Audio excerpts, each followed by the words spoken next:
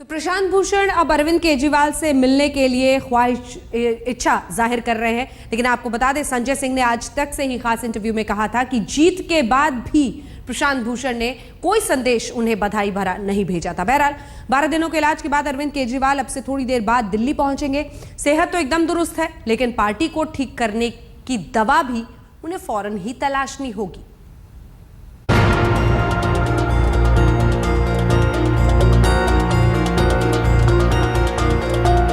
तबीयत से खाते पीते केजरीवाल की ये तस्वीर साफ इशारा कर रही है कि वो एकदम फिट होकर दिल्ली की सल्तनत संभालने को तैयार है।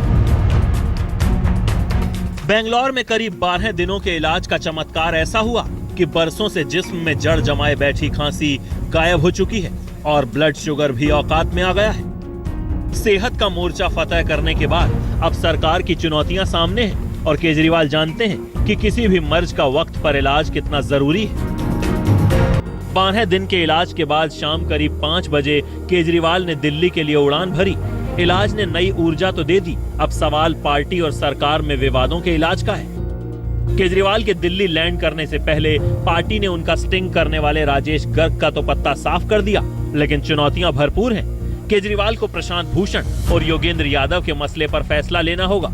पार्टी के अंदर तमाम तरह की स्टिंगबाजी का इलाज ढूंढना होगा और दिल्ली वाले भी उनसे चुनावी वादे का हिसाब किताब लेने को तैयार बैठे हैं। वैसे बेंगलौर से रवाना होने से पहले ही केजरीवाल के राग ने दिल्ली तक उनका पैगाम पहुंचा दिया था, लेकिन डॉक्टरों ने भी उन्हें सख्ती का पैगाम थमा दिया। अब केजरीवाल को खाने पीने से लेकर सोने जागने तक के कड़क टाइम टेबल पर अमल करना होगा। Compared to what he was when he got admitted, we could say that he has been cured of his dry cough, which was persistent and troubling him.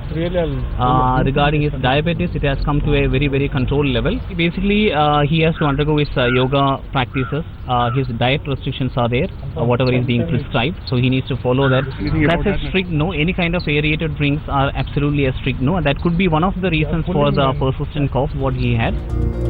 12 दिनों तक केजरीवाल की गैर मौजूदगी में आपने बड़े उलटफेर देखे, स्टिंग पर स्टिंग और आरोप दर आरोप। अब कल से मुख्यमंत्री महोदय सरकार चलाएंगे और उन सियासी मर्जों की दवा तलाशेंगे जिसका ताल्लुक सरकार और आप से है। बेंगलौर से रोहिणी स्वामी के साथ आज तक ब्यूरो।